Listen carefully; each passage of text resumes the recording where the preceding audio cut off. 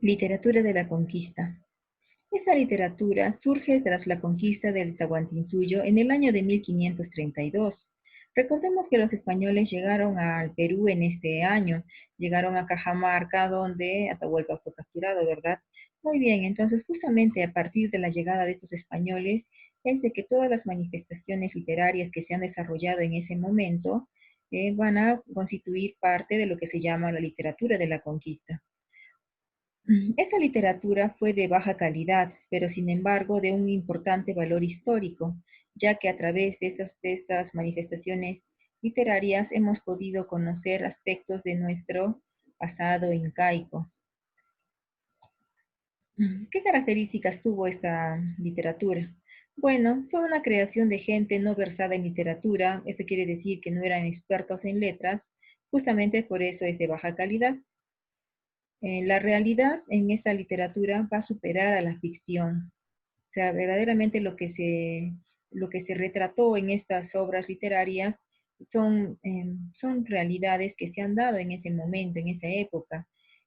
Fue de carácter anónimo en su momento inicial, pero se caracterizó por su viveza, por su ingenio, por la sátira. Y parte de esta literatura va a reflejar la guerra civil que hubo entre los conquistadores, tanto entre pizarristas y almagristas. Las principales manifestaciones literarias que surgieron fueron las siguientes. Bueno, tuvimos dos vertientes, una vertiente popular y una vertiente culta. Dentro de la vertiente popular tenemos lo que son las coplas y los romances. Las coplas que eran versos cortos que se utilizaban para satirizar, bueno, mayormente lo utilizaban la soldadesca para poder burlarse de sus jefes y también para molestarse entre pizarristas y almagristas. Los romances fueron composiciones con características propias de España, que mayormente estaban dedicados al tema amoroso. Vemos que en la vertiente culta sobresalen las crónicas, y justamente las crónicas son documentos que tienen, a ver, vamos a ver que las crónicas son documentos que tienen algo de historia, ensayo y novela, o sea, son composiciones que tienen esa fusión entre lo que es un poco la historia, un poco el ensayo y un poco de novela. Las crónicas van a constituir de esta forma documentos valiosos para el conocimiento de los inicios del proceso de conquista y colonización, justamente a través de las crónicas desde que nosotros podemos saber un poco de nuestro pasado incaico.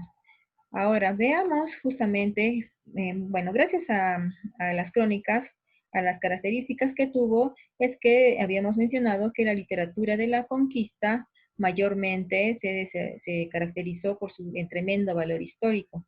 Ahora, hay clases de crónicas. Tenemos crónicas españolas escritas por españoles y destacan en los siguientes: Pedro Ciso de León y Juan de Betanzos.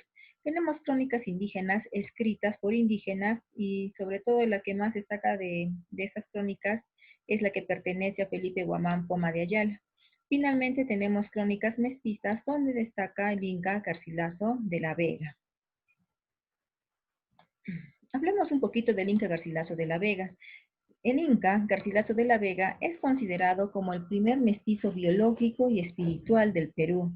Él nace el 12 de abril, él nació el 12 de abril en el año de 1539.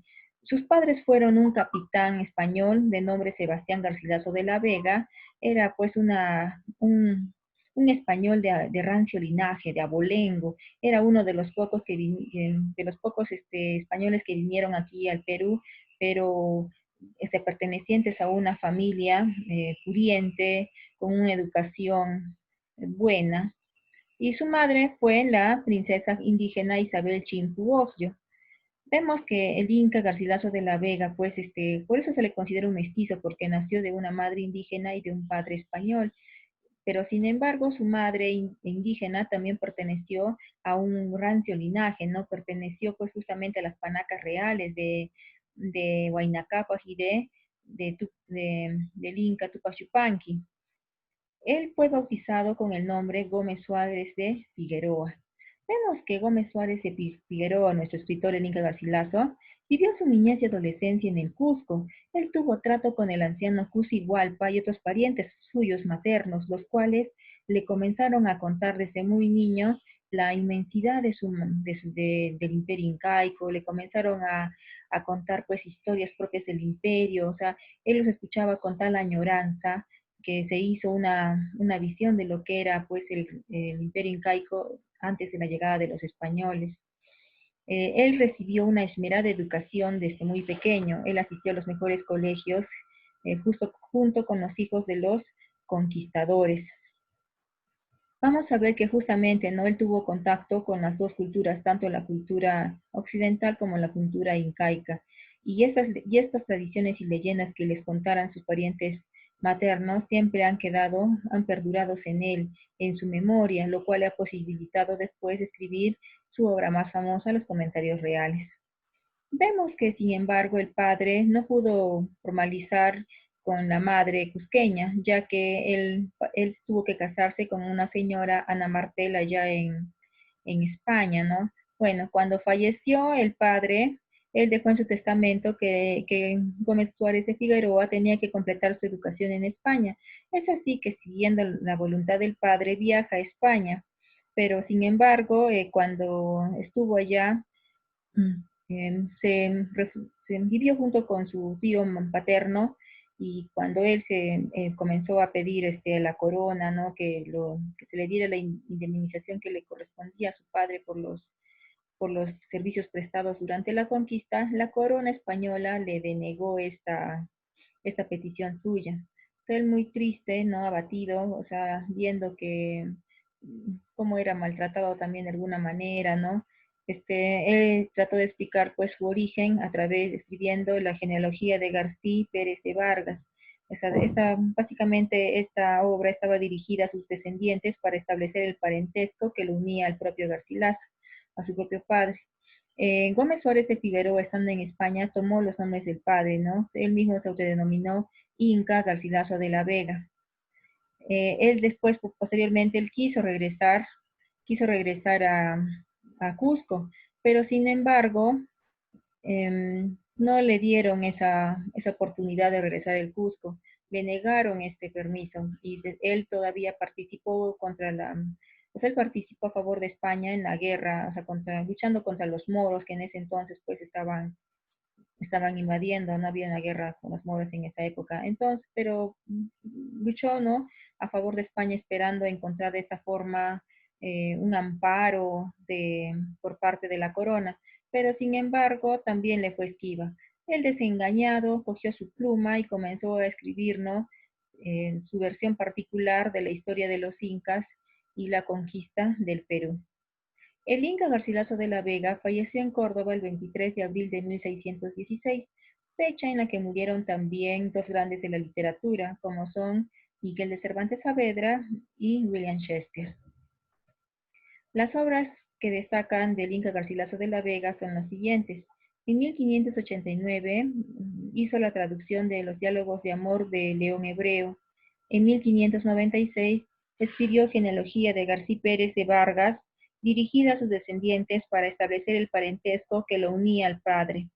En 1605 escribió La Florida del Inca, que es una relación histórica novelesca de la infortunada expedición que Hernando de Soto condujo a la península de Florida.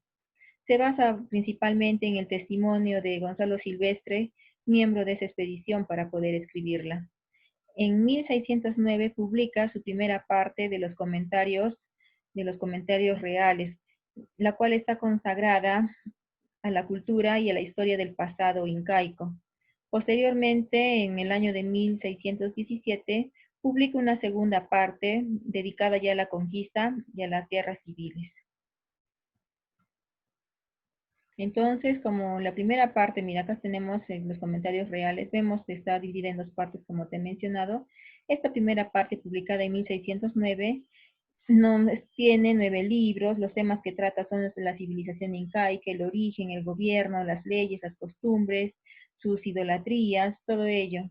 Y la apreciación que se observa, ¿no? Que se hace de esa primera parte es de que muchos historiadores acusan al Inca que faltó a la verdad, ¿no? Y es que él trató de mostrarnos un imperio idílico y un mundo preincaico sumamente bárbaros, ¿no? Hoy se sabe de que el imperio no fue tan santo ni que el segundo fue tan salvaje. Él trató de mostrarnos la visión que a él le habían contado, ¿no? O sea, la visión que él tuvo por parte de los parientes maternos. En la segunda parte, Historia General del Perú, publicada en 1617, justifica la invasión española, trata desde el arribo de Pizarro hasta el gobierno del virrey Toledo. Aquí vamos a observar que se observa una visión de la conquista en donde el Inca Garcilaso va a tratar de reivindicar la figura de su padre, el cual fue acusado de traición. Ahora quisiera hablarles brevemente de Felipe Guamán Poma de Ayala, que es un cronista indígena que según, o sea, poco se sabe de él, ¿no? Por su obra Nueva Crónica y Buen Gobierno, en una parte de ellas él indica que nació en la ciudad de Lucanas, Ayacucho, en el año de 1534. Sus padres probablemente fueron Martín Guamán, que era el señor de Lucanas, el cual fue de alguna forma sacado del puesto, y de Cusi Ocllo, que fue descendiente de Tupac Yupanqui. Esos son los rasgos que podemos ver a través de esta obra, ¿no? Su obra, Nueva Crónica y Buen Gobierno, no solamente nos presenta el pasado incaico, sino que en sí critica el presente. O sea, su obra básicamente está escrita en forma de carta, ¿no? Era una gigantesca carta dirigida al rey de España, en el cual mostraba 1180 páginas, perdón, y unos 400 dibujos. Lo que pretendía el Felipe Guamán Poma de Ayala era hacer una comparación entre lo que era la forma de gobierno anterior, bueno, el gobierno de los incas, con el gobierno que se estaba dando ahora. O sea, trataba de que el rey de España, al leerlo, pudiera retomar, ¿no?, algunas cosas positivas que tenía el imperio incaico para poder mejorar la condición de vida en la cual se encontraban en ese entonces.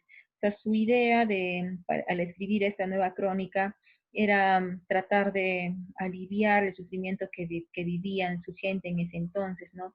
Tratando de hacerle ver al rey de España que no se estaba gobernando bien en la colonia, y tratando de que pudiera rescatar lo positivo que había en el gobierno del Tahuantinsuyo. Lastimosamente, esta gigantesca carta se parece que se extravió justamente cuando fue enviada, ¿no?, al rey de España. Mira, acá perdón, Felipe Guamán Poma de Ayala se ve a sí mismo hablándole al rey de España. Él mismo hizo sus dibujos a puño y así a carboncillo. Acá los vemos a colores, pero en realidad fueron a blanco y negro. En 1908 fue encontrado ese documento en la Biblioteca Real de Copenhague, en Dinamarca. Muy bien, jovencitos, esto es todo por hoy. Muchas gracias, nos vemos hasta la próxima clase.